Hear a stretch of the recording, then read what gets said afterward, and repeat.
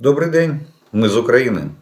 И я рад приветствовать вас на своем канале. Как всегда, приглашаю подписаться тех, кто еще не подписан, и поставить лайк этому видео, кому оно понравится. Тогда его увидят как можно больше людей. Ну а мы с вами начинаем очередное видео по оперативной обстановке. И сегодня на календаре 29 января, киевское время, 20 часов. Сутки прошли напряженно, и на сегодняшний день у нас город Херсон. 7 обстрелов за сутки, начиная с 0 часов. Есть убитые и раненые, причем обстрелы российской артиллерии велись исключительно по жилым кварталам. Как всегда, российские фашисты не считаются ни с чем и ни с кем. Ну, начнем по оперативной обстановке по порядку. Враг не оставляет намерений уничтожить критическую инфраструктуру нашего государства, наносит удары по гражданским объектам и жилищам мирного населения.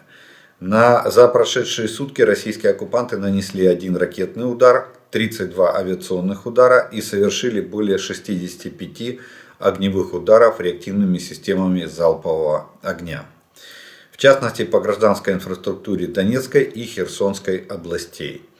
Есть раненые и погибшие среди мирного населения. Угроза авиационных и ракетных ударов остается по всей Украине. Противник продолжает наступательные действия на Бахмутском, Авдеевском и Новопавловском направлениях. На Купянском, Лиманском, Запорожском и Херсонском направлениях ведет оборону. Подразделения сил обороны Украины отразили атаки оккупантов в районах населенных пунктов Деброво, Белогоровка Луганской области, Ямполевка, Верхнекаменская, Раздольная, Бахмут, Ивановская, Новомихайловка, Водяновка, Марьянка, Победа и Угледар в Донецкой области. На Волынском, Полесском, Северском и Слобожанском направлениях существенных изменений в обстановке не произошло. Наступательных группировок противника не обнаружено. На Северском направлении противник обстрелял из минометов районы населенных пунктов Черниговской и Сумской области. На Слобожанском направлении подверглись обстрелам населенные пункты Харьковской области, практически вдоль всей линии государственной границы Украины. На Купянском, Лиманском направлениях позиционные бои продолжаются. Кое-где на отдельных участках противник пытается оттеснить наши силы. Есть на окраинах перестрелки или позиционные бои на окраинах Деброва. В остальном ситуация стабильная, без особых изменений. На Бахмутском направлении, к сожалению, Благодатное перешло под контроль российских оккупационных войск. Красная Гора держится, там ситуация, линия фронта за последние сутки не изменилась, то есть вооруженным силам Украины удалось ее стабилизировать. Враг продолжает давить на Раздоловку, Сака и Ванцеты. Но попытки противника давить на эти населенные пункты успеха не имеют. Бои идут в восточной части Бахмута, но существенных изменений тоже нет. Наши защитники стоят на месте и отбивают все атаки российских оккупантов. По нашим данным, ситуация вокруг Клещиевки тяжелая, но более-менее стабильная. То есть тоже изменений за прошедшие сутки не произошло.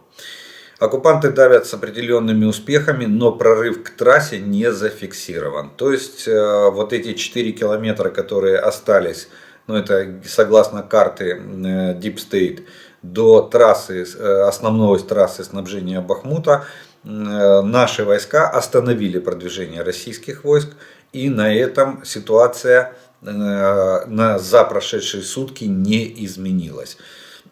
Трасса остается под нашим контролем, гарнизон Бахмута снабжается как и обычно. На Авдеевском направлении без изменений. Здесь российские оккупанты производят ротацию сил и подтягивают свежие подразделения для возобновления штурмов. Ожидаем, что с понедельника могут возобновить штурмы опять на Авдеевском направлении, на отдельных участках. Также в районе Угледара изменений за прошедшие сутки не зафиксировано. Ситуация стабильная, противник на исходных рубежи обороны не изменились. Противник за прошедшие сутки успеха не имел, но и не предпринимал попыток атаковать наши позиции. На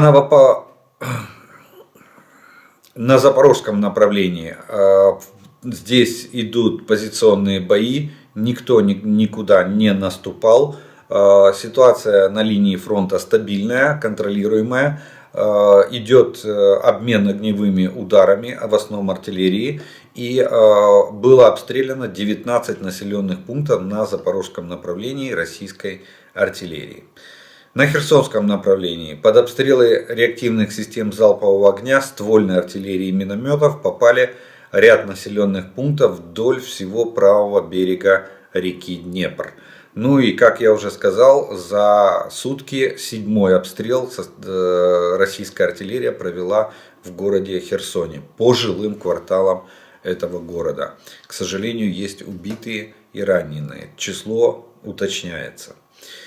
Противник продолжает нести значительные потери. Так, в 15-ю городскую многопрофильную больницу населенного пункта Юбилейный Луганской области доставлены до 300 наемников так называемого ЧВК «Вагнер». Поскольку большинство из них являются носителями таких заболеваний, как ВИЧ-СПИД, сифилис, туберкулез и пневмония, врачи отказываются оказывать им медицинскую помощь. Поэтому, кстати, российские власти или оккупационные власти привозят персонал, медицинский персонал с территории Российской Федерации. Из числа местных жителей врачи отказываются вот такую разношерстную и с таким букетом болезней обслуживать персонал, точнее раненых, которые к ним прибывают. Далее, авиация сил обороны за прошедшие сутки нанесла 4 удара по районам сосредоточения оккупантов, а также наши ракетные и артиллерийские части поразили 2 пункта управления, 2 позиции противовоздушных систем ПВО противника, 6 районов сосредоточения живой силы, состав боеприпасов и станцию радиоэлектронной борьбы. По состоянию на утро сегодняшнего дня в Черном море на боевом дежурстве находятся 15 вражеских кораблей, среди которых 3 носителя крылатых ракет «Калибр». Общий залп составляет около 20 ракет. Вот такая вот военная обстановка сложилась на всех оперативных направлениях и на линии фронта от Харькова до Херсона. Следующее. На этом военная часть у нас окончена, и военно-политическая обстановка в Украине и вокруг нее. В Чехии завершается подсчет голосов по выборам президента страны, и с уверенным опережением побеждает Петр Павел. Это отставной генерал и экс-глава военного комитета НАТО. Он, скорее всего, и займет пост, победит в этой гонке и займет пост президента Чехии на следующую президентскую каденцию. Но уже говорилось неоднократно, еще раз повторюсь, что он является прозападным человеком, он является большим сторонником поддержки Украины. Так что теперь пан Земан, сложив полномочия, не будет нам препятствовать или рассказывать, что какой Путин хороший и как они с ним дружили. Получаем еще одного политика, довольно важной страны, нашего партнера, который настроен проукраинский и будет поддерживать, всесторонне будет стараться поддержать нашу страну. Сегодня произошло неординарное событие, начиная где-то с 5 часов утра в Иране, в нескольких городах прогремели взрывы. Взрывы гремели очень долго, в результате никто до сих пор, я подчеркну, никто до сих пор не взял на себя ответственность за эти взрывы. То есть это, ну, будем так говорить, примерно как в Российской Федерации бавовна там была на аэродроме Энгельс, Рязань там и прочее. Точно так же произошло и в Иране. Что произошло? Была осуществлена, как говорит руководство Ирана, была осуществлена бомбардировка дронами камикадзе различных военных объектов и объектов военно-промышленного комплекса Ирана. В частности, атакован центр производства боеприпасов и беспилотников, то есть завод, который выпускал шахеды. Он атакован, там огромный пожар, есть детонация боезапаса. Дальше горит нефтеперерабатывающий завод, тоже он был атакован. Горит завод по производству оружия, но не уточняется какого. Взрывы на военных базах Хамадане и Керидже. Взрывы в некоторых воинских частях. Нанесены удары по заводам по производству ракет и дронов в 7 разных местах. Также сообщают о боестолкновении повстанцев и силовиков. То есть вот эти силы повстанцев или протеста, которые волна не стихает в Иране, вот они могли в принципе организовать. Есть даже уже некоторые доказательства. Газета, точнее издание Аль-Арабия обвинила Израиль и написали, что это мог сделать только Израиль. Ну, впоследствии газета была вынуждена, издание точнее было вынуждено отменить свою статью и отказаться от тех слов, которые они сказали. То есть, что это совершил Израиль. Еще раз повторюсь, на данный момент никто из стран не взял на себя такую ответственность. И с другой стороны, есть уже доказательства того, что беспилотники применялись малого радиуса действия. То есть они не могли прилететь извне Ирана. Не на всех объектах, но на некоторых объектах нашли остатки беспилотников, которые не летают на большое расстояние, не могли прилететь извне. Так что вполне возможно. Откуда у повстанцев появились... Ну, во-первых, за одну ночь перекрестили протестующих в повстанцев, это первое, что произошло. Второе, откуда у них появились квадрокоптеры и беспилотники, боевые, то есть дроны камикадзе, сказать на сегодняшний день очень и очень тяжело. Но посмотрим, приведет ли это к каким-то существенным изменениям в политике Ирана самого, в его политической ситуации, как внутренней, так и внешней. Ну, думаю, вряд ли, потому как на данный момент сообщения о новых взрывах не поступали. Ведь Иран очень неплохо действует в этом случае. Да, ПВО не сработало, практически не сработало. Они сейчас там заявляют, что они что-то сбили из числа этих беспилотников. Но видим, что ущерб огромный, особенно по предприятиям и по воинским частям, в которых прогремели взрывы. Ущерб довольно большой. Вот. Но они говорят, что у них российское ПВО, это Тор-2М в основном, и С-300 есть комплексы. Кстати, Тор-2М это тот комплекс, который сбивал Боинг нашей авиакомпании, украинский Боинг, в небе над Тегераном. Вот. Но здесь они не сработали, и практически, я так понимаю, что почти все дроны достигли своей цели. Особого эффекта от систем ПВО они не получили. Ну, по каким причинам, будем дальше разбираться по мере поступления информации. Вот такая вот ситуация сейчас в Иране. Следующая новость. Основные выводы Институт изучения войны американский, знаете, да, мы часто к нему обращаемся, часто его цитируем. И они сделали несколько выводов на 28 января. по ситуации на линии фронта и вообще по ситуации в войне России против Украины. Итак, ну, я эти выводы вам озвучу, и это будет пища для размышления в дальнейшем о ходе всей военной кампании. Первое. Российские террористические войска, вероятно, заменяют истощенные силы Вагнера для поддержания наступления в районе Бахмута. Да, там идет перегруппировка, и они действительно отводят остатки Вагнера, именно остатки. Это то, о чем я сегодня говорил в военной обстановке, что там более 300 человек привезли в Луганской области, это раненых вагнеровцев. Сколько уничтоженных, сказать очень трудно. Но, кстати, по оценкам этого института, только в районе Солидара и Бахмута они потеряли порядка 4000 убитыми, около 10 тысяч ранеными. То есть потери там были колоссальные для вот этих ЧВК Вагнера. Следующее.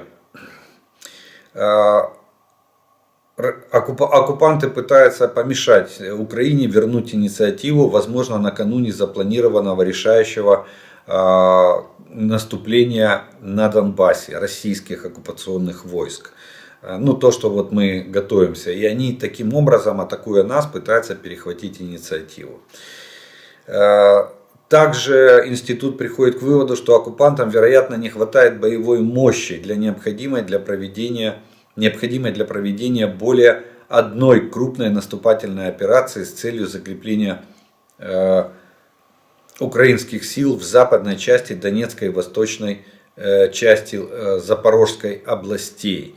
То есть они и нечем, ну как бы силы вроде есть, людей много, но они не настолько боеспособны, чтобы выполнить поставленную перед ними в первую очередь политическую задачу, которую поставил сам Путин.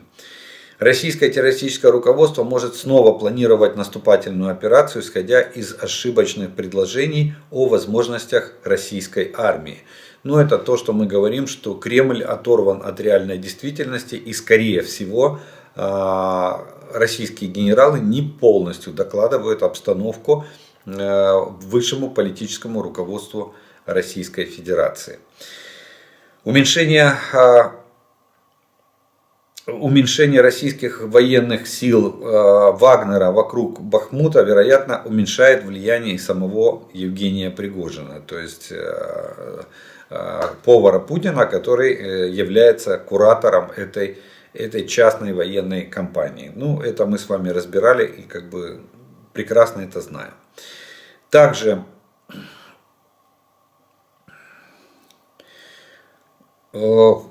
оккупанты продолжали ограниченные контратаки с целью восстановления утраченных позиций на линии Сватово-Кременная. Я говорил вам, постоянно говорил, единственное, что мы не знаем геолокации, точной геолокации, где сейчас проходит линия фронта на рубеже Сватово-Кременная. Ну, генеральный штаб не разглашает эту информацию, наш генеральный штаб. Но они пытались, то что я говорил, что они пытались предпринимать попытки встречного боя для того, чтобы там остановить продвижение наших войск. Оно, кстати, продолжается. Сейчас небольшое затишье, позиционные бои, но тем не менее, я так понимаю, что с ближайшие сутки эти наступательные действия, контрнаступательные действия со стороны наших войск будут продолжены. Наши войска продолжили наносить удары по российским тыловым районам в Луганской области и в Донецкой области. Ну, вы знаете, из последних таких крупных поражений это накрытие на станции Иловайск. Помните, да, мы знаем, что такое город Иловайск, какая там трагедия произошла в 2014 году. Пока нет официальных данных, но мы догадываемся, по чьей вине. Вот. Но тем не менее, вот, практически такая была ответка, к нам пришел эшелон с мобилизованными, и во время разгрузки этого эшелона был нанесен огневой удар реактивными системами залпового огня дальнобойными. Соответственно, мы понимаем, какие потери, ждем, когда разведка нам приблизительно скажет число потерь в результате этого огневого налета. Плюс мы не только в Луганской области работаем, в районе Мелитополя наши РСЗО тоже нанесли довольно серьезный удар и повредили тот мост, который пытается восстановить, железнодорожный мост в районе Мелитополя. Почему? Потому что я же говорил, без железной дороги у них огромные проблемы со снабжением войск. Вот сейчас через Крым боеприпасы вряд ли уже идут, потому как это довольно тяжелые грузы, а железнодорожная часть Крымского моста, она повреждена сегодня вот тем пожаром, теми взрывами, которые были. И, соответственно, надо завозить боеприпасы для артиллерии, которая находится там в районе Херсона, допустим. Как вести? Только через Мелитополь. Поэтому вот они пытаются восстановить этот мост. Мы действуем так, как я вам объяснял. Мы ждем. Начали восстанавливать мост. Ага, работы пошли хорошими темпами, уверенно. Значит, надо нанести новый огневой удар. Мы его и наносим. Ликвидируя, с одной стороны, ремонтно-восстановительную бригаду, команду, которую они туда присылают, а это инженерные войска или железнодорожные войска Российской Федерации. И, соответственно, разрушая эти самые, или наоборот, не разрушая, обновляя разрушение самого моста. Вот такие вот... Вот такие вот выводы сделал институт, вот такая общая картина ведения хода боевых действий на основных направлениях. Это Луганская, Донецкая и Запорожская области. Ну, а мы с вами на этом, сегодня будет военно-политическая часть коротенькая. Вот, на этом мы этот первый раздел нашего с вами видео заканчиваем. Вот, я по традиции сделаю паузу.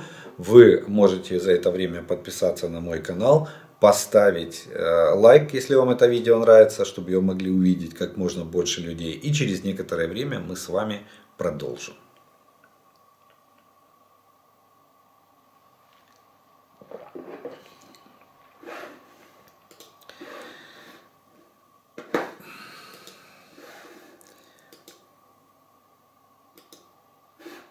А продолжим мы, как всегда, ответом на ваши вопросы. Вторая часть будет состоять именно из этого. И первый вопрос сегодняшнего дня будет следующего содержания. У МіГ-29 є радар Доплера. Чи можна за допомогою його бачити всі крилаті ракети, чи можна використати його для початкового наведення протиракети? Чи може протиракета на зустрічному курсі збити Х-22? Не можна допустити повторення трагедії. Дякую за информацию. Смотрите, да, есть, у МиГ-29 есть доплеровский радар, радиолокационная станция доплеровская. И да, действительно, находясь в воздухе, если в радиусе действия этой станции, она, кстати, не на большое расстояние видит, эта станция, этот самолет может увидеть все, что находится в воздухе, в том числе и ракету Х-22. Но этот самолет не предназначен для работы в единой системе управления огнем противоракетных систем.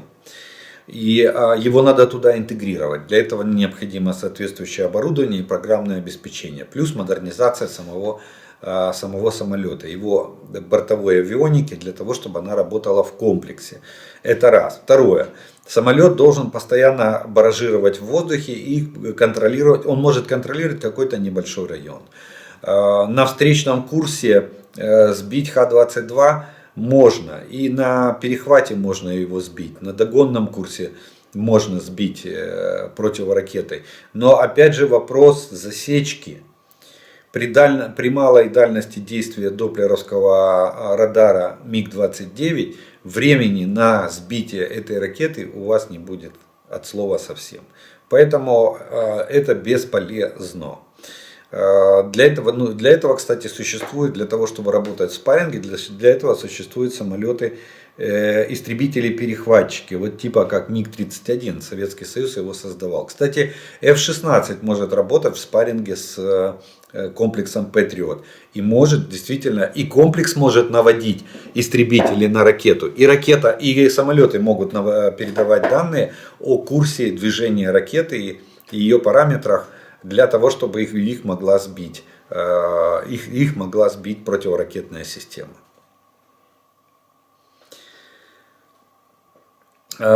Доброго вечора, слава Україні. Поясніть, будь ласка, бо я не розумію. До 24 лютого завжди говорилося, що в Росії мільйонна армія чи більше. Зараз в нашій території близько 300 тисяч, десь стільки ж, плюс-мінус, вже вбито, поранено, в полоні і таке інше. І це змобілізовані. Де ж цей мільйон? Фейк? Дякую за все. Нет, смотрите, дело в том, что до 24 февраля российская армия, да, действительно, она насчитывала по штатному расписанию, согласно закону Российской Федерации, она была там чуть меньше миллиона, около миллиона, будем так говорить. Живых числилось у них где-то порядка 850 тысяч. Но вы же не забывайте, что, во-первых, территория России. Эта армия разбросана по всей территории. Во-вторых, это же разные рода, виды вооруженных сил. То есть военно-морской флот. У России сколько флотов? Посчитайте, сколько флотилий. И это же экипажи кораблей, это же огромное количество людей. Сколько обслуживающего персонала на этих базах. Здесь в основном воюют сухопутные войска и специальные подразделения типа морская пехота и подразделения береговой охраны, допустим, военно-морских сил Российской Федерации. Вот они здесь находятся. То, что Путин сначала издал указ летом о том, что на 140 тысяч увеличить армию, и она стала там 1 100 000, но это же указ, это же только бумага. Они только осенью прошлого года не отпустили дембелей домой. И это прибавило им 120 тысяч человек численности в российской армии. Почему? Потому что они 100 тысяч призывников они призвали, а дембеля не ушли. Дембелей они вот хотят пристегнуть к этим мобилизованным и пригнать сюда. Вот поэтому этот миллион он растянут. Плюс контингенты войск, которые они не могут полностью сократить. Это таджикская база военная на границе с Афганистаном. Это в Армении военная база. Это военные базы. Да, они оттуда повыбирали личный состав, но не весь, а какую-то часть. Плюс вы не забывайте, что есть еще есть воздушные силы, есть силы ПВО, которые тоже несут дежурство и в самой Российской Федерации. И есть тот контингент военнослужащих, который обеспечивает повседневную жизнедеятельность для вооруженных сил или частей и подразделений российской армии. Поэтому то, что они сюда выделили 300 тысяч, я скажу, что это для них это и так на пределе возможного. Плюс, вы правильно пишете, плюс потери, то это фактически, можно сказать, максимум, что может Российская Федерация. И дальнейшее наращивание численности российских войск в Украине может происходить только за счет мобилизации. Больше наскрести они не могут.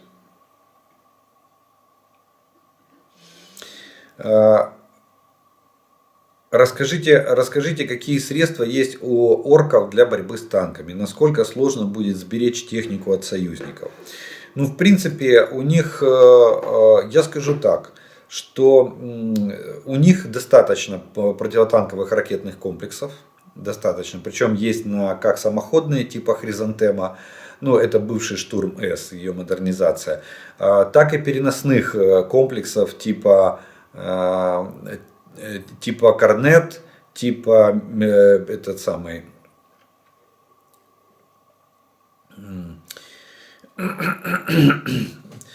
типа Корнет, типа Конкурс, вот такие вот. Плюс управляемые ракеты для танков, это выстрелы,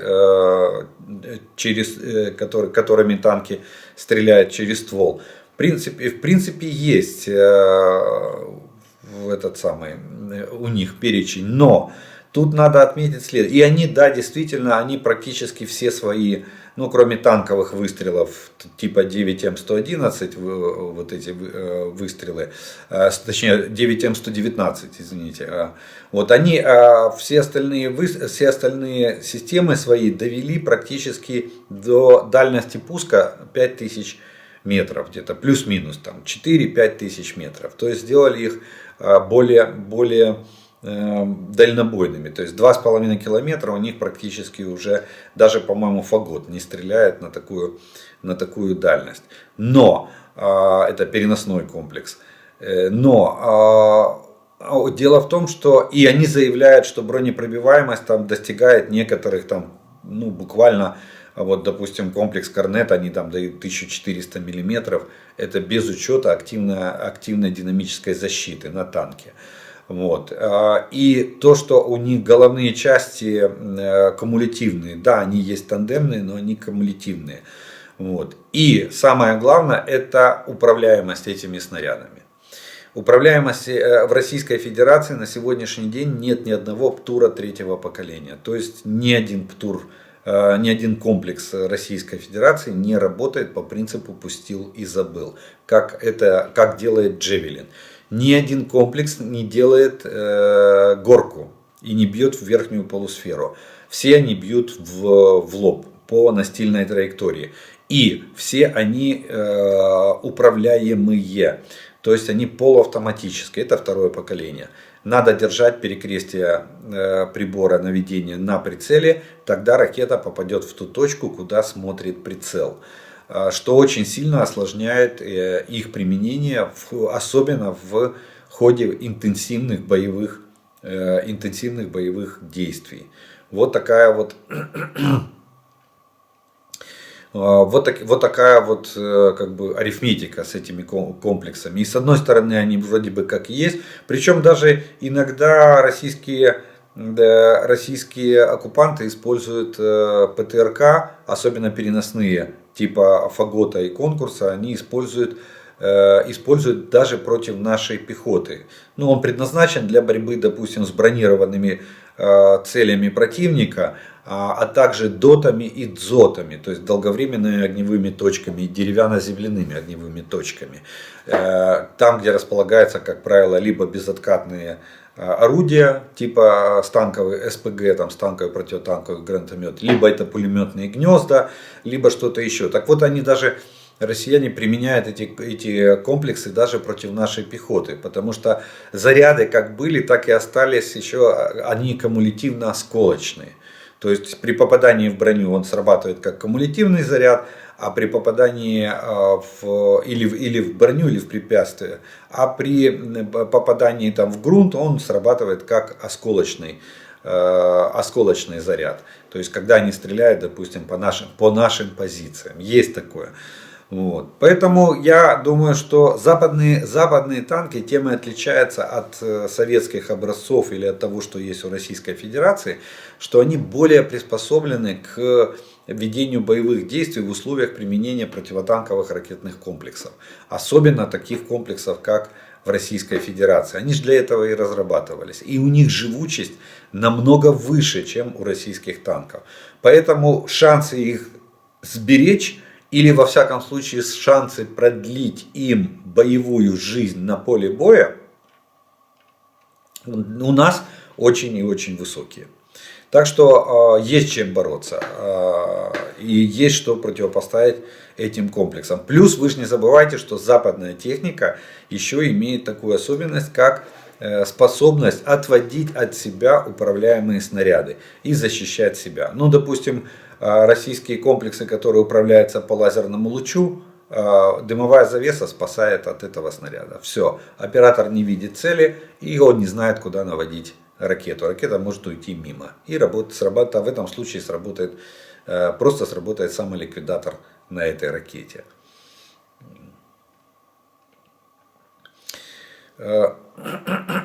Здравствуйте, объясните, пожалуйста, что такое первая, вторая, третья линия обороны, как они устроены и в чем их смысл. Смотрите, когда строится оборона, она может быть глубоко эшелонированная. То есть, если нужна стойкость обороны, то она строится в несколько линий. Первая линия, вторая линия, третья линия. Может быть 4, четвертая, пятая, а может только ограничиться первой и второй. Вторая всегда оборудуется, 2 это как минимум. Что они собой представляют? Они собой представляют систему инженерных сооружений. Это окопы, блиндажи, погребки для боеприпасов и ходы сообщения. Они оборудуются также, могут обшиваться окопы, могут укрепляться окопы, могут применяться бетонные конструкции для создания. Вот как помните, мы наблюдали с вами, когда российские оккупанты хотели укрепить Херсон, они там строили 3 линии обороны и везли туда бетонные колпаки в виде пулеметных гнезд, дотов, долговременных огневых точек, и их устанавливали. Вот такими сооружениями везли туда лес-кругляк. То же самое. И вот эти линии обороны, они находятся на определенном расстоянии друг от друга, но с учетом особенностей местности. То есть выбираются наиболее выгодные позиции, где пройдет эта линия обороны. И войска, обороняясь, наносят ущерб противнику, когда силы уже на исходе, то или, допустим, дальше нет смысла удерживать эту оборону, она приходит в негодность в результате работы артиллерии врага, то откатывается по определенной команде, откатывается на вторую линию обороны. А вторая линия обороны новенькая, только ну, как с нуля построенная. И, соответственно, у противника он заходит на первую линию обороны, захватывает ее, понимает, что войска отступили, продолжает наступление и упирается во вторую линию обороны. И ему надо начинать все сначала, штурмовать эту линию обороны, как в первый раз. Вот что такое линии обороны и почему их всегда несколько оборудуется. Вот у нас, кстати, по Минским соглашениям, вот эта линия разграничения по Минск-2, она была построена в 3 линиях обороны. В 3.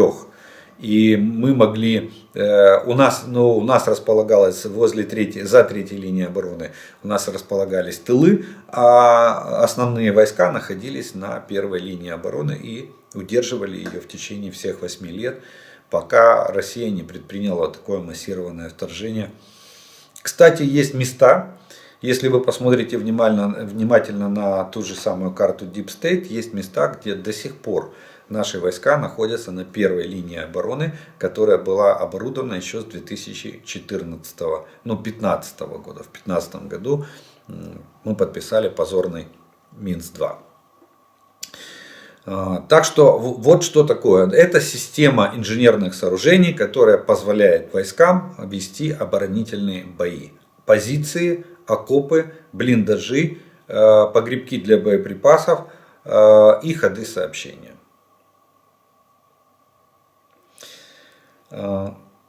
Я довольно давно стараюсь быть полезным Украине и стараюсь не говорить лишнего, но не всегда получается. Я был бы рад, если бы кто-нибудь в Украине, кто умеет пользоваться Google, то узнал бы, что именно такое BlackRock. И в чем интерес, и почему именно эта компания. Ну, давайте так, я вам скажу, что такое BlackRock. BlackRock — это самая крупная в мире инвестиционная компания. Эта компания владеет активами на 8 триллионов долларов. То есть гигантская компания. И вот почему, наверное, подняли этот вопрос, потому что эта компания, сейчас ее директор Ларри Финк, так вот, он встречался с президентом Зеленским, и, я так понял, достигнута договоренность о том, что BlackRock будет инвестировать в Украину и будет заниматься, вести инвестфонды по восстановлению Украины. Вот. Я не знаю, какая у нее там подноготная и этой компании, надо поинтересоваться. Но если человек обращает внимание, то думаю, что есть какие-то подводные течения, подводные камни по поводу этой компании. Но она реально сейчас работает по предварительным договоренностям между президентом и руководителем этой компании.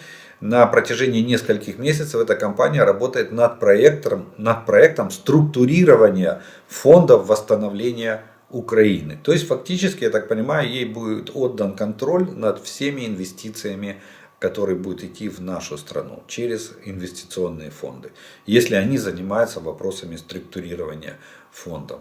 Насколько это опасно? Ну, думаю, что да, потому что монополия никогда не приводила к успеху. Монополия всегда приводила к поражению и к утопии, к приходу в кризисное, в состояние разрухи и развала. Ну, для тех, кто, на ком это отрабатывали. А те, кто владеет монополией, те немыслимо обогащались. Ну, раз поднят вопрос, давайте ознакомимся и сделаем для себя выводы, надо нам эта компания, не надо, и что она вообще, несет ли она угрозу нашей стране или не несет. Когда-то давно в институте была военная кафедра, танковая. Кто-то из преподавателей говорил, что при первом попадании, даже если танк живой, вся эта электроника и механизм заряжания выходит из строя. Насколько это правда? И если правда, то что поменялось за 40 лет? Смотрите, имеется в виду вот что. Раньше при попадании снаряда, особенно когда стреляли болванками, ну тогда бронебойный снаряд представлял собой еще и большую железную болванку с остальным сердечником в середине. Были такие. Даже в одной известной песне поется: болванкой грохнула по танку. Вот. Есть такая. Так вот, происходил выход из строя и обрыв вот этих блоков управления, которые размещались на внутренней стороне брони. Броня, даже в первых танках броня снутри не шлифовалась, и вот эта зернистая поверхность брони давала кучу осколков от удара, давала кучу осколков и поражала экипаж. В современных танках такого явления нету, чтобы там осыпались внутренние приборы. Автомат заряжания может выйти из строя только в случае его механического повреждения, то есть если снаряд пробил броню танка и повредил сам механизм заряжания, либо если выходит бортовая сеть танка из строя, то есть проводка, где-то обрывается проводка и не работают блоки управления. Тогда, естественно, переходит, но танк в этом случае не умирает совсем. Почему? Потому что танк может вести огонь и в ручном режиме. Это проблематично, это влияет на скорострельность, но тем не менее такая возможность существует. Вот. Но за 40 лет изменилось то, что танки повысили живучесть, и на сегодняшний день такое явление, как обваливание внутренних приборов в результате удара болванки по танку, практически не наблюдается. В современных танках практически отсутствует. Следующий. Если на шахед сбросить сетку, он при падении сдетонирует? Не будет ли нанесен ущерб больше, если уничтожить его в воздухе проверенным способом?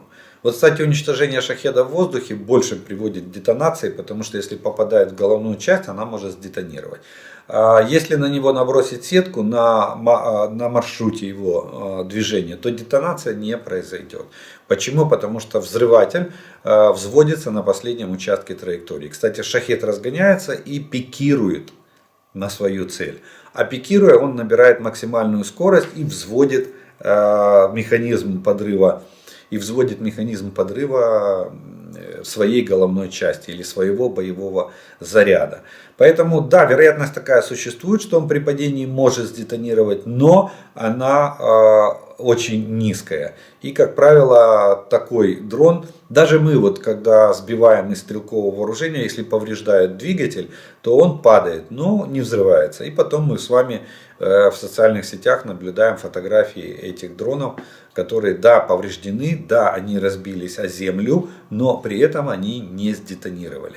Поэтому ущерба практически от этого нет, наоборот. Плюс вы не забывайте, что даже охрана объектов инфраструктуры, во-первых, объекты инфраструктуры не всегда находятся в зоне жилой застройки. Как правило, это или промышленные зоны, или какие-то зоны отчуждения, или на окраинах городов, но не в жилой зоне. И, соответственно, вокруг них либо лесополоса, либо поле. либо там какая-то другая местность. И поэтому даже если туда упадет дрон, на который накинут сетку, и он сдетонирует, я не думаю, что он нанесет больше ущерб, чем если бы он действительно попал в этот объект инфраструктуры, и этот объект потерял бы свою работоспособность. У меня такой вопрос. Используют ли вооруженные силы Украины пулеметы в этой войне? Может, я пропустил этот момент, но я не помню ни одного упоминания о пулеметах ни в ваших сводках, ни в сводках других экспертов. Я совершенно не разбираюсь в военной науке, но насколько я понимаю, пулемет это хорошее оружие против пехоты. Может быть, я ошибаюсь? Прокомментируйте, пожалуйста. Ну, да, действительно, как-то пулеметам не уделяется внимания. Хотя мы о них упоминаем, когда говорим о пакетах помощи. Особенно в летний период, довольно часто в пакетах очередной военной помощи Украине встречались такие системы, как МГ, пулемет МГ немецкий, встречались пулеметы американского производства. Кстати, недавно осенью звучала информация о том, что Соединенные Штаты передают нам зенитные пулеметы. Вот. И да, действительно, пулеметы используются. Поверьте, очень много пулеметов используется на сегодняшний день. И когда были ожесточенные бои вот в районе Бахмута и Солидара, то количество наступающих войск, даже наши военные говорили, что количество или волн атакующих, помните, мы говорили, там до 10 атак в сутки, ЧВКшники особенно проводили на наши позиции. Так вот, наши военнослужащие рассказывали, что они не успевали перезарядить ленты пулеметов для того, чтобы отбить атаки этих ЧВКшников. Или, допустим, я помню такую фразу, когда один из наших военных сказал, что плотность атаки или интенсивность атак настолько высока, что последнего зэка пулемет срезает в 5 метрах от нашего окопа. Вот такая. Но поверьте, пулеметы наравне со стрелком, просто они относятся к разряду стрелкового вооружения, и поэтому мы о них не вспоминаем. Сегодня же никто не обсуждает там штурмовые винтовки, автоматы, потому что мы это все знаем, что войска обеспечены стрелковым оружием, обеспечены под завязку. Соответственно, пулемет входит в стрелковое вооружение. Поэтому о них сегодня отдельно никто не говорит. Встречается еще информация о зенитных, но это пушка, ЗУ, точнее, да, зенитная установка ЗУ-23-2, это спаренная пушка, это не пулемет, 23-миллиметровая пушка, которую очень активно, это зенитный пулемет, который очень активно, точнее зенитная установка, которую очень активно применяют наши солдаты для общевойскового боя. У нее дальность до 2000, 23 мм, она бронетранспортер или БМПшку может раздолбать вдребезги. Вот, поэтому, или бронемашину может раздолбать. И причем дальность 2000 дает очень хороший результат. Они активно применяют. Много есть видео, как их применяют, как ведут с них огонь. Их устанавливают на грузовые машины, откидывают борта и делают из них тачанки. Когда вот на транспортное средство поставлен такой пулемет. Вот. Но, точнее, такая установка. Но пулеметы, само собой, занимают свое место, свою нишу и воюют в полную силу, в полную нагрузку в составе общевойскових подразделений Сил обороны України.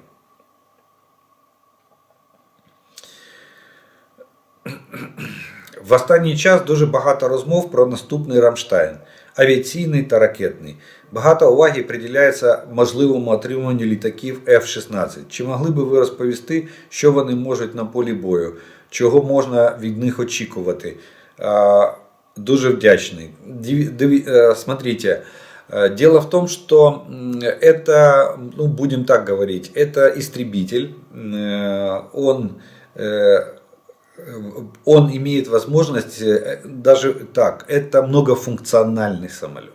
Он относится к категории истребителей, не тяжелых.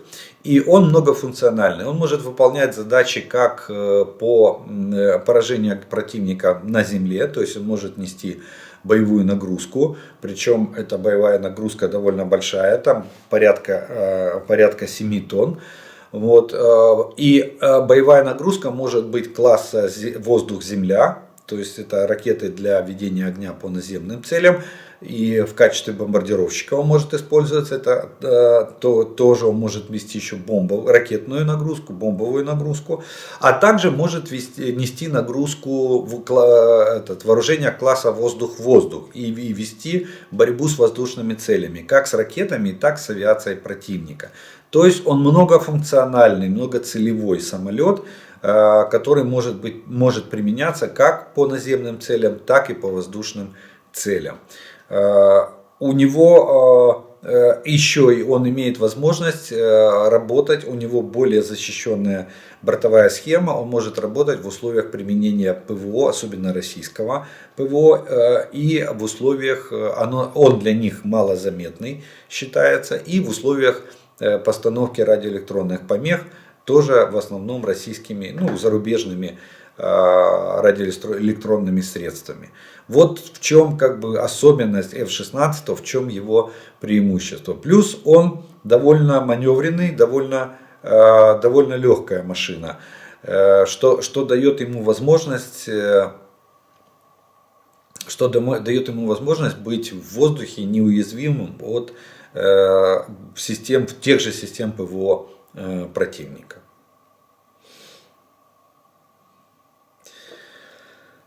Скажіть, будь ласка, як ви самі відчуваєте, коли реально закінчити цю війну, гарячу фазу? Я сам із Харкова, був декілька разів на фронті, багато спілкуюсь з військовими, бачу дуже різні настрої серед них. Як відчуваєте ви? Я так скажу, что в принципе горячую фазу этой войны мы можем закончить в текущем году. Можем. Я не скажу, что это произойдет так быстро, уже прогноз, который ранее давался, что к лету мы можем все закончить, выйти на границы 91 года, я думаю, что его уже надо отодвигать ближе к осени, этот прогноз. Почему? Потому что все-таки вооружения нам дают, дают сейчас много, но не столько, сколько хотелось бы, и плюс медленно дают. Вот сейчас, если бы это вооружение дали месяц-два назад, мы бы могли сегодня до формирования России ударных группировок наступательных, а они к этому готовятся, мы могли бы провести контрнаступательную операцию. Но наши страны-партнеры не спешат с передачей нам вооружений, и поэтому получается так, что Россия тоже имеет временной лаг для подготовки своих наступательных группировок. И, соответственно, нам опять надо готовиться уже не к контрнаступлению, а к оборонной операции. 300-тысячная группировка войск на нашей территории, наступательная операция, мы в обороне, это может затянуться на несколько месяцев. И только в случае позитивного исхода, то есть мы выстоим в обороне, при минимальных потерях нанесем максимальный урон российским войскам. Тогда мы можем говорить, что через месяц-два после разгрома основных сил российских войск в оборонительной операции мы сможем перегруппировать войска, и за счет созданных ранее резервов, если они уцелеют в оборонительной операции, мы их не потратим, то тогда мы можем говорить о переходе в контрнаступление. Вот такой вот прогноз. Как его привязать к временным параметрам? Скажу так, что очень тяжело. Дай бог нам закончить оборонительную операцию к началу лета. Вот я так бы сказал. А уже лето может быть перегруппировкой, может быть начало проведения контрнаступательной группировки. Но опять же, точнее контрнаступательной операции. Но опять же, это если мы будем к этому моменту в состоянии ее проводить. А если к этому моменту опять нам дадут комплект техники, который позволит нам это проводить, тогда мы говорим о конце лета, начале осени. Это проведение контрнаступательной операции с возможным выходом на границы 91 года. Если же Российская Федерация, а еще один нюанс, не забывайте, если Российская Федерация провалит вторую волну мобилизации и не соберет, как Путин планирует, к лету 2023 года еще 500 тысяч мобилизованных. Тогда сроки могут измениться еще в сторону зимы 2023 года. Вот я бы так сказал. Но, кстати, вот эта 500-тысячная группировка, вторая волна мобилизации, которую хочет собрать Путин, а к концу года он планирует 1 миллион, ну так во всяком случае звучат слухи из Кремля. Я скажу так, что успех проведения этой операции будет зависеть от нашей оборонительной. Если мы громим вот эту первую волну 300 тысяч, то вторая не соберется. Вот это очень важный момент, который надо учитывать. Если же мы если мы не сможем нанести сокрушительный урон российским войскам в ходе остановки их попытки наступления, предотвращения, точнее, их попытки наступления, то тогда российская пропаганда раздует это в костер победы, пламя победы, и на этой патриотической волне. А там реально, я вам скажу так, что там настроение в России на войну. Как бы там мы ни говорили, как бы мы ни хорохорились, но российское общество готово идти на жертвы, готово умирать за царя и отечество. Именно так, они воюют. И если бы они были сильно деморализованы, у нас бы были уже давно успехи на фронте. Пока что они давят с огромной силой. Они идут на жертвы, они идут на смерть, но они накачаны идеологически, я так скажу. Вот. Может быть, там где-то моральный дух и хромает, но тем не менее в атаку они все поднимаются и в атаку они идут. И своих командиров, и начальников они боятся больше, чем наши войска. Поэтому они предпочитают идти на наши пулеметы, но не бежать в тыл, потому что там они будут жестоко наказаны. Не просто расстреляны, а именно жестоко наказаны. Возможно, показательно замучены до смерти. Ну вот как вагнеровцы, помните своего, там кувалдой голову размозжили прямо на камеру. Вот, и все, чтобы остальным было неповадно. Вот, ну, это такой принцип действует. Почему я говорю, что Россия на сегодняшний день не то что не правовое государство, а фашистское государство. Причем как в отношении к нам, так и в отношении к своим гражданам. Просто свои граждане это пока это не поняли. И непонятно, когда они его поймут.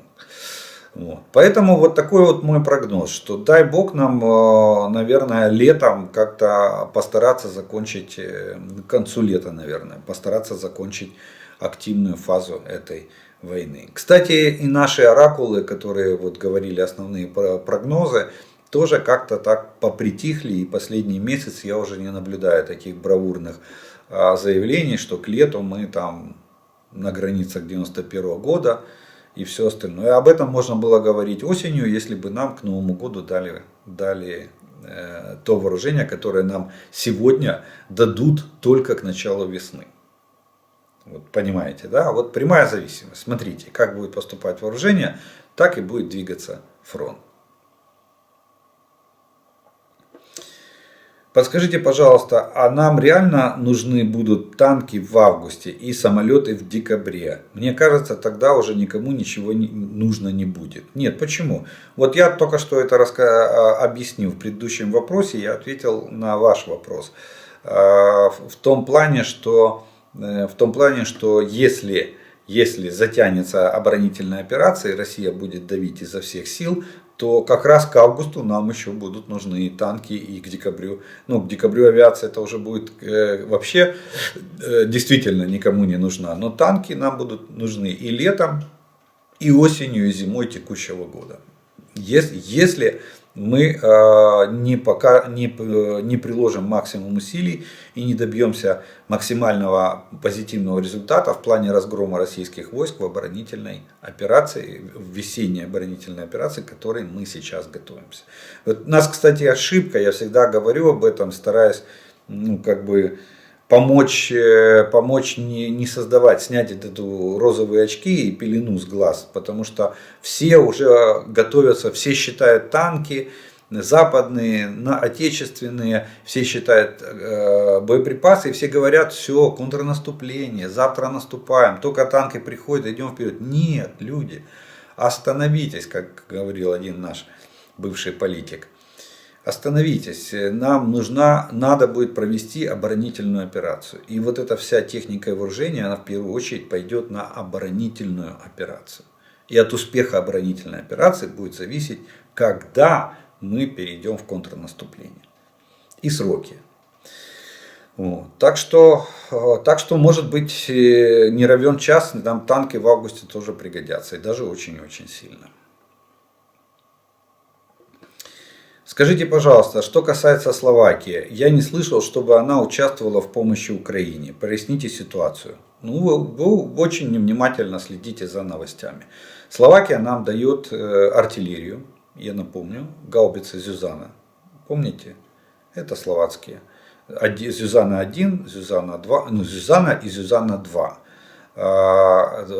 Первый вариант это был ствол Д-20, то есть это фактически 2С3, только на колесной базе.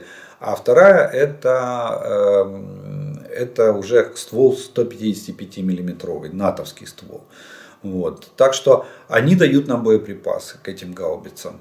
Ну и другое военно-техническое имущество. Это вот я вам только сказал из самого важного, что нам поставляет Словакия. Поэтому Словакия очень даже сильно помогает нам в плане артиллерии, в плане поставок вооружений. Так что нет, вы просто невнимательно погуглите, и вы найдете перечни техники вооружения, которые нам, и имущества, которые нам поставляет именно Словакия. Но из самого крупного, самого значимого это артиллерия, самоходные артиллерийские установки. Также я напомню, что сейчас ведутся переговоры о передаче 15 МиГ-29. Кто-то там их называет списаны, они не списаны, они из боевого состава. Просто они заменили эти МиГи на самолеты западного образца. Они получают, по-моему, F-16 из Соединенных Штатов, но пока они получат эти самолеты, они даже согласились снять их с боевого дежурства. У них, кстати, на боевом дежурстве эти МиГи стояли, охраняли небо Словакии. То сейчас Чехия взяла на себя обязательство задежурить в воздушном пространстве Словакии боевыми самолетами, пока та не получит вот эти американские взамен этим 29-м МиГом. Так что Словакия очень даже помогает нам.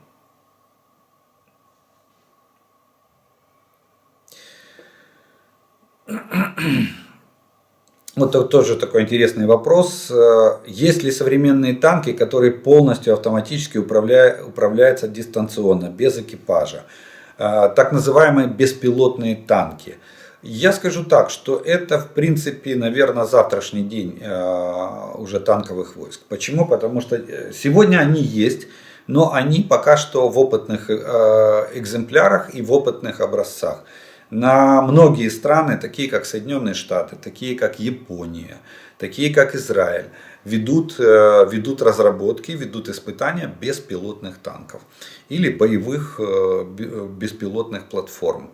Там есть колесные варианты, есть гусеничные варианты, но поверьте, такие разработки ведутся. Насколько они успешны, сказать сегодня очень трудно. Они проходят испытания, пока что, я так понимаю, очень много недостатков. Например, недостаток в преодолении радиоэлектронных помех. А если этот танк потеряет связь со своим оператором, что дальше? Вот как это происходит сейчас с беспилотниками в воздухе, да, когда РЭП включает постановку помех, и оператор теряет связь с дроном. Что дрон делает? Дрон падает. Что будет делать этот танк? Доставаться врагу или становиться грудой металлолома весом в 50-60 тонн. Очень трудно. Это вот я навскидку вам сказал. Но да, такие разработки ведутся многими странами в мире, и есть какие-то наработки, но пока никто не говорит о запуске в серийное производство. Пока это все экспериментальные модели, пока это все экспериментальная отработка этих вопросов. Ну что ж, На этом мы вопросную часть, наверное, с вами закончим. И у нас остается еще одна, третья часть нашего с вами видео. Это приветствия и пожелания, которые вы сегодня прислали. И